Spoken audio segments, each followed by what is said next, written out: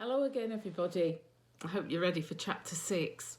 But before we have that, let's have a little recap on what happened in chapter 5.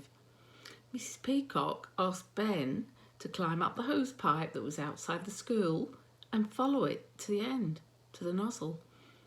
And Ben had to climb up onto the roof, and when he looked down, the classroom, strangely, was full of water.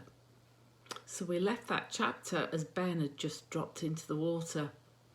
Let's see what happens next. Chapter 6, dropping in. Ben clung to the hosepipe as if his life depended on it. He knew he didn't need it to keep afloat. He could swim, even in his pyjamas. He could go down to the bottom and pick up a coin, and he could do a star float for a whole minute. No, he hung onto the hosepipe because Mrs. Peacock had told him to. He always did as he was told by teachers. He didn't like to think about what might happen if he didn't. The hosepipe suddenly jerked and began to rise in the air. Ben found himself being sucked up out of the water. "Hey!" he yelled, wriggling like a fish on the end of a fishing line. "What's going on?" The hosepipe stopped moving. He heard Mrs. Peacock's voice from down below again. "Leah, let go of the hosepipe! Just hang on to the roof tiles." The hosepipe dropped down into the classroom, taking Ben with it. He plopped back down into the water. He could feel himself going under and hoped he wouldn't go right to the bottom. He knew it would be a long way and he might never come up again.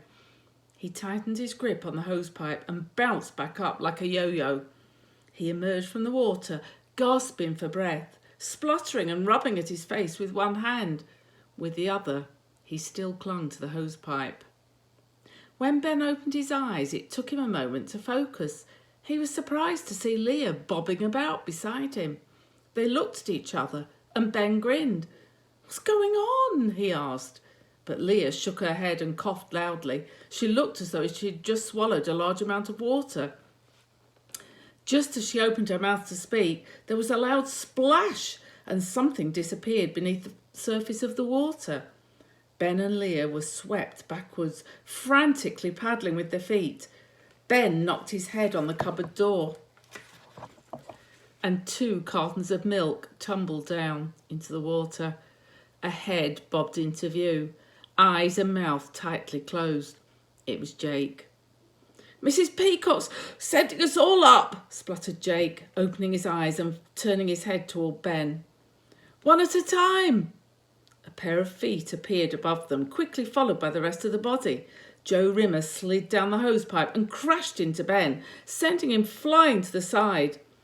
Ben's arms flailed wildly. He crashed headlong into the cupboard, and another avalanche of milk toppled down. Ben disappeared under the water, taking the hosepipe with him, as the others ducked and shielded their faces with their arms. Joe Rimmer spoiling things again, thought Ben angrily as he came up for air.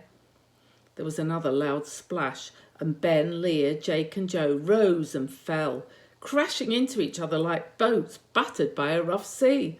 "Woo!" shouted Jake, grabbing at Ben's arm. By the time 25 more children had dropped in through the skylight and were bobbing about in the water, Ben was feeling rather seasick. He was certainly sick of being flung about in the water every time another child splashed down. He was still hanging onto the hosepipe, but he wished now he hadn't been given that important job. He would rather be swimming around like Nathan and Amy or messing about with Jake. He glanced across the classroom. Jake and Joe Rimmer were diving down into the water and swimming between each other's legs. They kept bursting out of the water and laughing. Suddenly the room went dark. Somebody warbled, "Ooh!" in a ghostly voice, and everybody laughed. Danny whistled. Ben tipped his head back into the water and looked up. Above him dangled a pair of very podgy, rather old-looking feet, and completely blocking the skylight was Mrs. Peacock's large, swirly, pink and purple bottom. Ben gasped. He'd never seen such a huge bottom at close quarters. Mrs. Peacock's bottom never looked as big as that when she had her brown skirt on. Nobody spoke. All eyes were on Mrs. Peacock's bottom. "Mind out of the way, children!" shouted Mrs. Peacock in a shrill voice. "I'm coming in!" The last word was drowned out as Mrs. Peacock dropped like a dead weight through the skylight and disappeared with a loud splash under the water. Large ripples began to spread across the surface, gaining momentum until waves splashed up the walls and the Roman soldier floated across the room. "Wow!" yelled Joe Rimmer. "It's like the wave machine at Waterworld."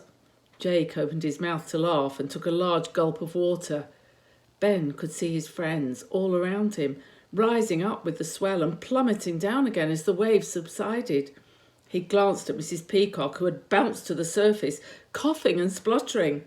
The flowers on her cap shook alarmingly. She didn't look as though she'd heard Joe Rimmer. If she had, she'd have told him to go outside the room, thought Ben, before realising that this would be impossible today. He giggled to himself and, still clutching the hosepipe, swam determinedly towards the shivering flowers. And that's the end of chapter 6. I hope you've enjoyed it, and I hope you'll be back tomorrow for chapter 7, because it gets even more exciting. Thanks for listening. Bye.